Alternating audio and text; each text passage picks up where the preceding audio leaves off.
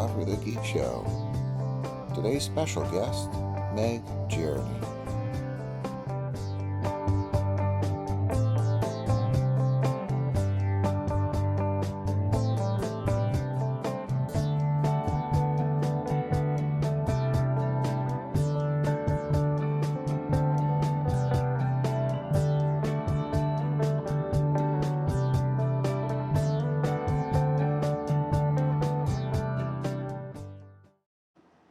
Hi everybody, it is Andy Wheelock. This is the Coffee with the Geek program. It is July 1st of 2026 and it's been a hot July so far.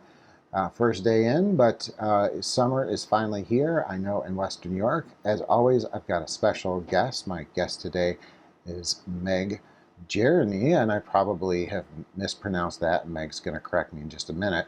But Meg, I met Meg through Instagram. And Meg has a great Instagram handle, and it's Meg Engaged Learning. So check her out. She gives a lot of great advice and tips and thoughtful ideas about social studies and history, education, and just her journey as a teacher. Just to give you the briefest of backgrounds on her, and then I'm going to have her introduce herself to you. And that is, Meg holds a bachelor's degree in secondary education and history. She taught 11th grade U.S. history for 2 years while serving also as an assistant volleyball coach. She earned her master's degree in curriculum and education, so some pretty busy years. And then she transitioned recently from teaching to roles in property management and higher education. And right now she's developing kind of a side hustle, including some educational resource creation and social media content creation. So I'm really honored to have Meg, and welcome. Meg, let me just start off with the easiest of questions. Well, I'll start off with two easy questions because I never asked you how to pronounce your last name. So can you introduce yourself, first and last name? Yes, my name is Meg. Well, I normally go by Meg. My name is Megan. My last name is Gereny, which is Greek. So that's why it's a Okay. bit of a hard pronunciation there. Makes sense, and thank you for doing that. And Meg, let's do with the second easiest question. What's your favorite drink of choice, or is coffee one of your drinks, or? I actually only drink water and coffee. And so coffee is definitely a drink of choice of mine. Only in the morning, I usually have just regular brewed coffee with a splash of creamer. I like it. I like it. That's a nice way to go, I think. It's nice and light and refreshing. So now let's dig into a little bit more about you, because again, I came across you on your Instagram channel. Can you tell me your kind of educational journey and tell us maybe how you got into teaching?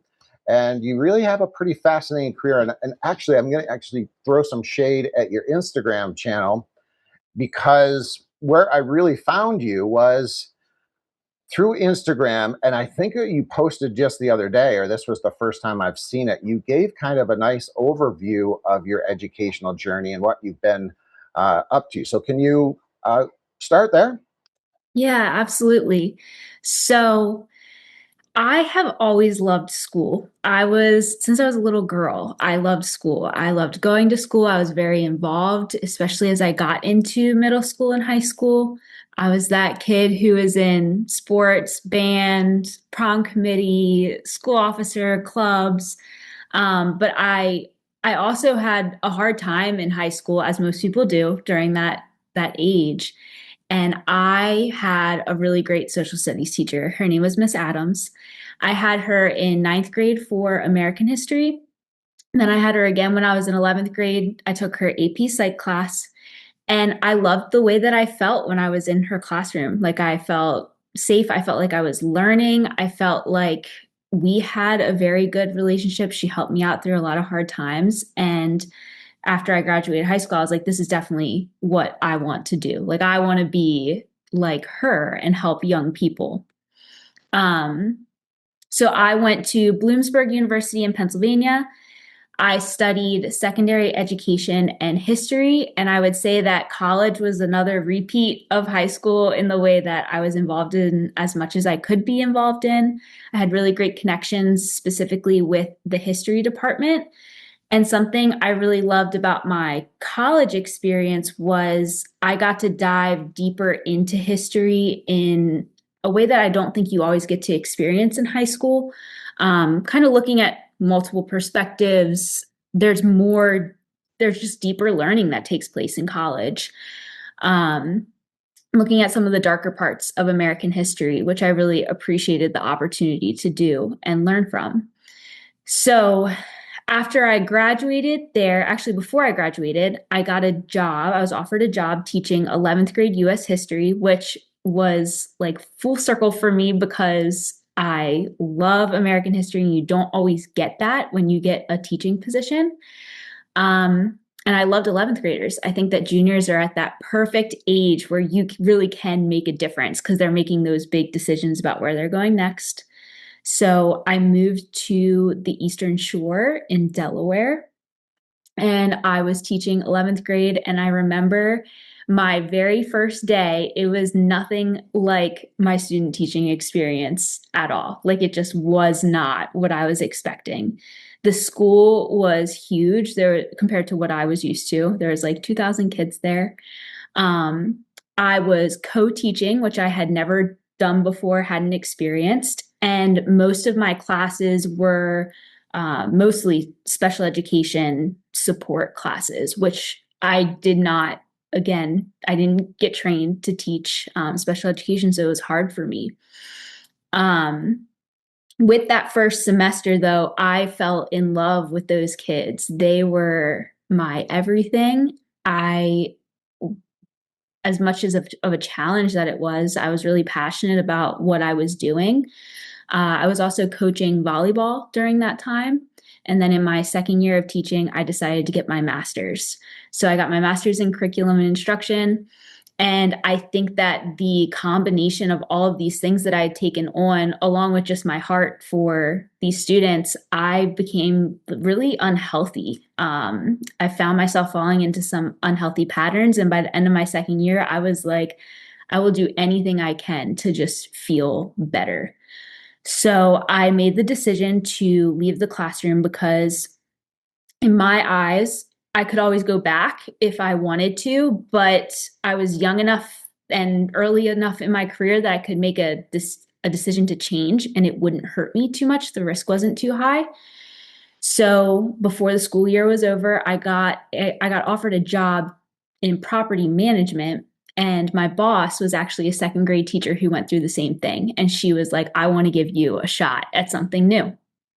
So that job changed a lot for me. She like really helped me build my confidence. I think that I learned a different side of being a professional adult than you learn in a high school setting. I also loved that there was incentives and rewards. There was like bonuses and commission and all of these things that I could earn if I performed at a certain level, which I wasn't used to in the education setting. And overall, I that kind of became like a family for me. That company was a really, really good transition coming out of teaching. But ultimately, my passion is in education and always has been. So I applied to my local community college and I got a job as the dean's associate there in their continuing education program. It has been about a year and a half that I've been there, and it is getting me closer to what I think I want my days to look like. I have a lot of flexibility there. I have a really great team. I feel like I've been able to get my health back on track. I'm able to prioritize my relationships, things that I wasn't quite doing when I was a teacher. But I will say I'm 27 now, so I'm still in my 20s, and it is still just not perfect. And I think that is my story, is that none of my path has been traditional, and it's kind of gone a lot of different ways. And I am okay with that because, one, I trust myself to come out of changes and come out of them better than when I went into them. And I'm always pushing myself to try something new. And I think I've just accepted that it's okay that I didn't follow the path that I had set out for at the beginning. You know, Meg, watching your Instagram feed, you also kind of relay a lot of, I think, parts of this story that you've just shared, and I appreciate it. And I especially appreciate kind of the maybe the mental health aspect of what you kind of touched on. I think, if I'm not mistaken, if I'm not reading too much into it, but I teach here at a local college as well. I'm an adjunct and I do a technology and literacy class. And, it's all young teachers. And I want to make sure that they're prepared as well to kind of manage the challenges of education.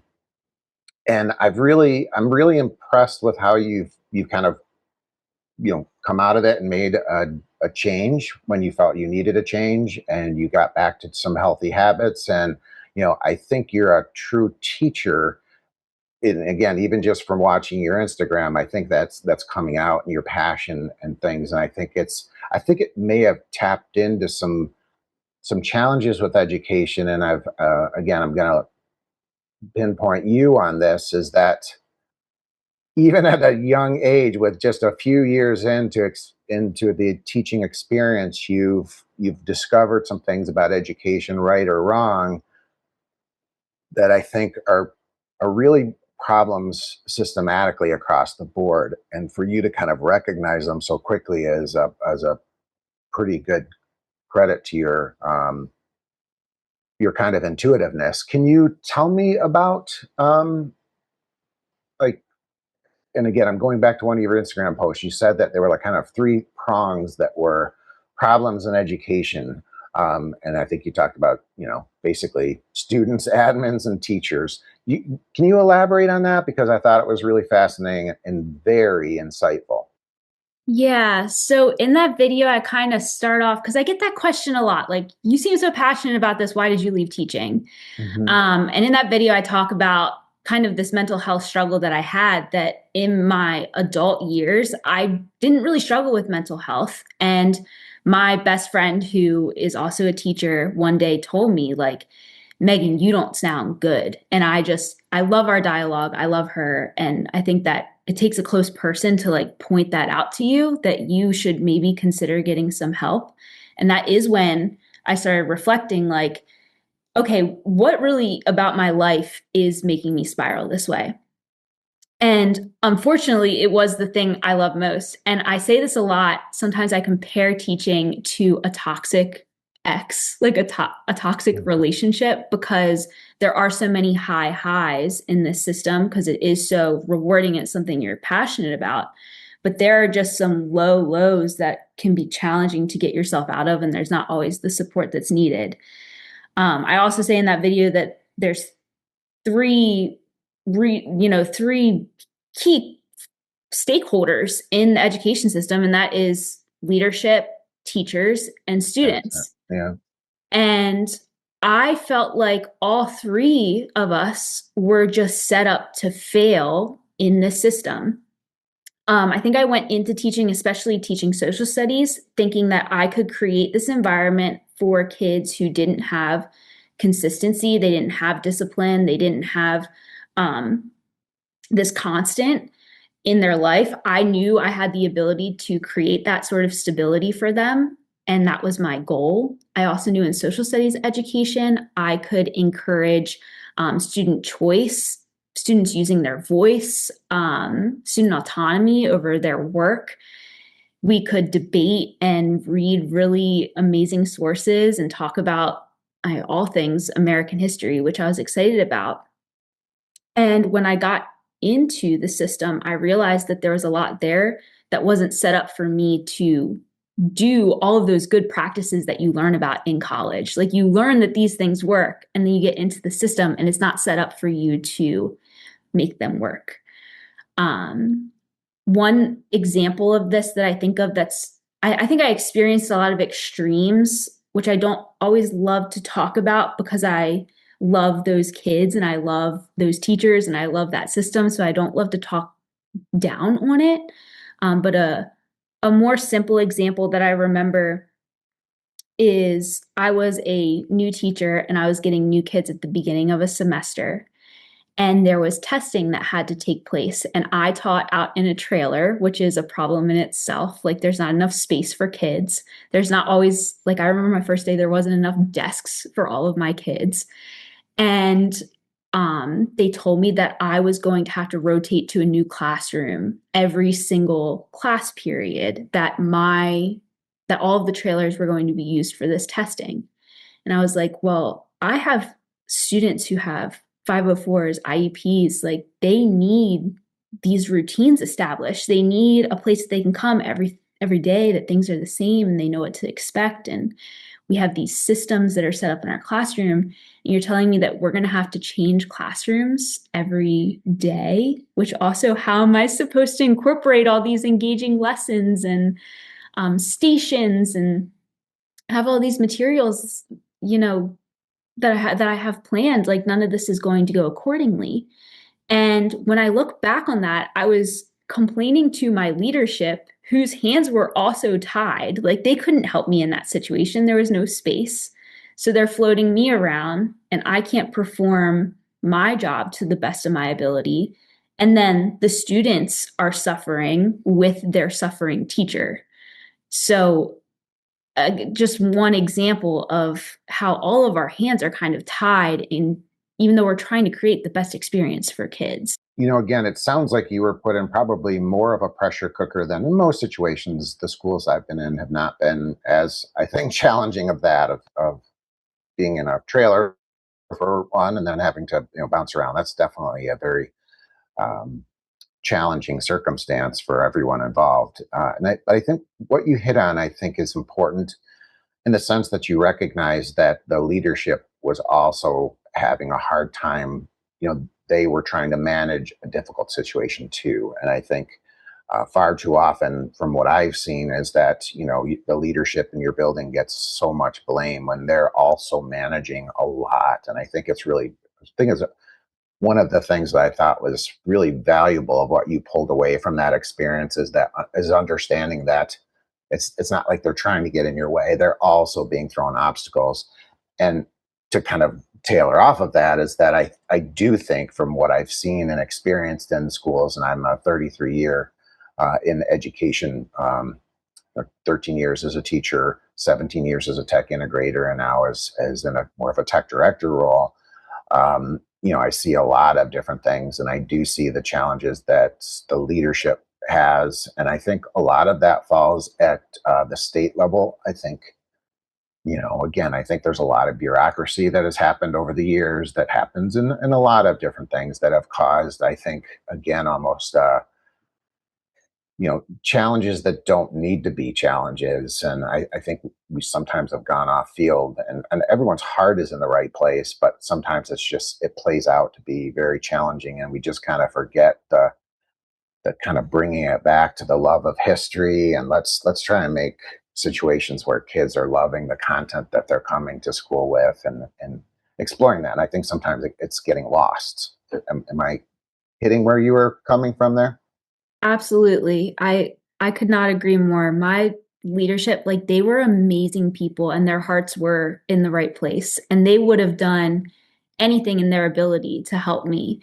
But I think it is kind of like that trickle effect. Like, when your leadership is struggling and your leadership isn't given the resources, tools that they need, and then that's falling onto your teachers, and then your teachers are trying to help your students, and like at every level it just seems like there's people struggling who just need more.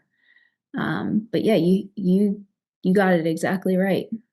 Yeah, well, I was really just kind of playing off what you had highlighted, and again, for you to kind of pick up on that so quickly and early on, I think is an important um, thing that I certainly will share to my students as I kind of prepare them for the role as well. And again, I think, again, just from my perspective, wearing a lot of hats in education, so much gets put on people's plates, but nothing ever gets taken off. And I think that's where I think state ed needs to kind of start realizing that and start pulling back. And if they're going to put a new idea out there, good, but then think about where's the room, and can we make room somewhere else? So, um, really, I think fabulous point on that. So, Thank you.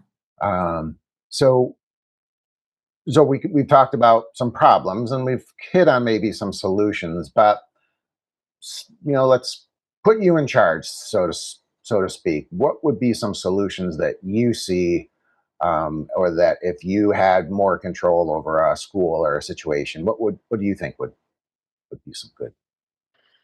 So this is a really hard question for me because of like that feeling of helplessness that I know so many educators feel when it comes to making a change that would be so big. Um, I feel like I would pull from my history background for trying to make change.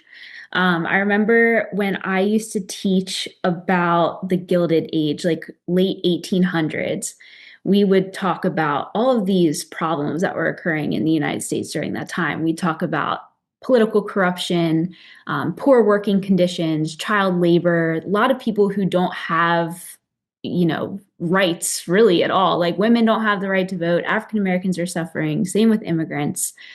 And one of the things that happens that makes a lot of change is there's these people called muckrakers. That's what we call them because they're like digging up the dirt. They are, or like as the kids would say, they're spilling the tea on what's going on in America during this time. So they go out and they take pictures of what the factories look like. They take pictures of what tenement housing in New York City looks like. They're publishing these for the public to see. Um, People are writing about Standard Oil. They're writing about what's taking place in politics. And the more that people are writing, talking, showing, the more attention that it's getting the attention of people who actually have the power. And I think that's a really like key part is the people who are living it have to use their voice to show the people who have the power like this is what's really happening. I think sometimes there's this misunderstanding that people who have power are out to do bad. I believe that people are good. Like that's just my belief system. But sometimes they don't know. Like they don't know what's going on in these schools. They don't know what's happening with teachers, students, leadership. So if I were to make a suggestion to how we change this, it's just like we've always done in history, like use your voice, share what you're seeing, share your perspective. And it's not going to be everybody's experience, but it could be someone else's experience who's trying to find words to put to what they're experiencing. Um, so having even discussion like this and posting it online, like that's part of solving the problem, in my opinion. What I heard, kind of some really nice themes and pieces, is perspective. I think that's part of maybe making some changes, is being more open to perspectives, and it kind of tailored me into thinking. And this is a historical uh, point of view, and I think it'll help us maybe with the next question, which is where do we go in history education. But one of the things that I try to do from time to time is there's that famous picture of D-Day, and the guys, it's from the view of these guys jumping off the those boats going towards the fire, right? And you see the mountains, and you see the haze of just gunfire, pointing at these guys. And I always think like, that's a bad day. Yeah. That's a bad day. And so every time you have a day where maybe things aren't going right, or that, like, I try to will look at that picture, or even show my students that picture when they're really struggling with something, and say, this is a bad day. We can get through. If they can get through that day, we can make it through this day. And that's one of the things that I love about history. And maybe you can talk a little bit more about just history education and what your kind of big idea pictures are. But that's one of the things that I love about teaching history. And again, I taught it as an elementary teacher primarily. So my passion for that, I always had kids saying, "Oh my gosh, history is so boring." It used to hurt my feelings. Like, no, no, no. But you don't love history. And again, I say this from my own point of view, is that I didn't love history until I immersed myself into it, and that happened when I watched just a corny black and white movie called Red Badge of Courage with Audie Murphy in it, my seventh grade teacher show. And when I was in that, like, I related to that character so well. And finally, like, history just came to life for me, even though it was like this black and white corny film, but you want to just talk about maybe ways that you think history education in general can go, and how do we capture kids passion for history? Because I think everybody has it, and you mentioned it too a little bit with like ELA. I think language arts has a great role in kind of giving us, first of all, that love of reading and that love of like digging, immersing ourselves into a book, and like then to take that to history. So tell me what you think about history and how we can make history come alive for students. So I've been thinking about this, and I might even go back on saying this, because I've been thinking about this a lot. This idea of AI, like AI, has now been introduced to education, and I think that something that's really cool about that is now students have, well, people, not just students, everybody has access to things like, when did World War II start? Like, it is so easy to just find that information, and it's taking it to like a next level. We're just surrounded by so much content that we can have right at our fingertips. Um, I also think that it's cool that now, like, most of our archives are digital files that we can go into the Library of Congress's website and we can read whatever we want about whatever we want. But I think this takes the learning experience to the next level, because I don't think it's our role as teachers anymore to have students regurgitate information to us about history, because it's just so easy to find. There's not that memorization, like, is not necessarily needed in the way that it was needed before. So I think that this opens the door for students to do like true analysis of history, to, like I've been mentioning, look at different perspectives, read. Like, there's so much reading and writing that can take place now in the classroom, because it's so easy to find the basics. Like, it's easy to find the context of the time period now. And I think that that is super exciting. And I think if you can combine both, like if you can combine tech and research and all the information that we now have, and reading, writing, analyzing, critical thinking, debate, like if we can combine them all together, that's a really exciting thing. I think with the introduction of all this information, it's just going to make social studies education better. Yeah, that's a great way to frame it. And I think that just got me enthusiastic just thinking about AI and its potential for good. Again, we're still in those early days where I think we're part of us are fighting it, part of us are embracing it. We've got to get to that comfort zone. But I think there's a lot of really cool stuff that we can use AI for history, like having interviewing Ben Franklin, AI Ben Franklin. Um, Again, knowing that you're dealing with AI and that some of the information may be false, but you can also ask a question to, imaginary Ben Franklin or Betsy Ross or Harriet Tubman. Yeah, absolutely. And we can shut it off at any time. Like, that's what's cool too. Like, in a classroom, you do have the ability to like close those laptops and pull out some paper and have conversation. Like, I think combining it all is the key. It's going to be the best learning experience if you can use all of it. Yeah, great. Uh, Great point. Thank you. All right. So we're coming up on our last question here. We've traveled a lot in a short period of time here, but so USA 250 years is coming up. What are you doing to celebrate? I have, so I live close to the beach. It's going to be crazy here. It is a tourist town. But I do have my cousins coming to stay with me for the weekend, which will be fun. And I do have a post planned for my Instagram, just kind Oh, of tapping into my thoughts on America. And I love any reason to celebrate America. There is nowhere else I would want to live, but also two things can be true at once, like looking at our difficult history. So I'm excited to put that out there and see how the audience reacts and kind of how they'll be celebrating too. All right. Can't wait. All right. Well, now it's time for some speed geek questions. So these are just kind of fun and offbeat. They're meant to be just kind of quick, short answers. So just uh, throw it out there and we'll take it from there. So let me just spin the dial here. So, what is your favorite way to unplug from technology? Mm. I walk a lot. I love any chance to get outside with my dog, with my family, with my friends. No technology, just outside in nature, get my steps in. That's a great way to do it. Okay, and what's your favorite social network? Mine is Instagram, as we mentioned at the beginning. And I think it's one of like the only ones that I have actually, other than maybe LinkedIn. Okay, and let me get one more question here. Uh, what is your favorite app on your phone? Mm.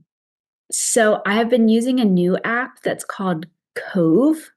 It is by a YouTuber created it, and basically it's like social media but for yourself. So you post on it and you can create these little coves and you you post like for yourself instead of for everybody else to see, and it can kind of be like a way to look back and look at your memories, see what you were doing on whatever day. But yeah, I've been using it a lot and I'm really enjoying it. So it's COVE, right? Yeah, Cove. Okay, awesome. All right. Well, Meg, thank you so much. This has been really enlightening. I see big things in your future, and I'm looking forward to keeping in touch. And hopefully, we can come back and chit chat again about social studies because it's one of my favorite topics as a teacher. That was my favorite, and it'll always be my favorite. And just to give everybody a place to find you, what is your Instagram handle? Meg Engaged Learning.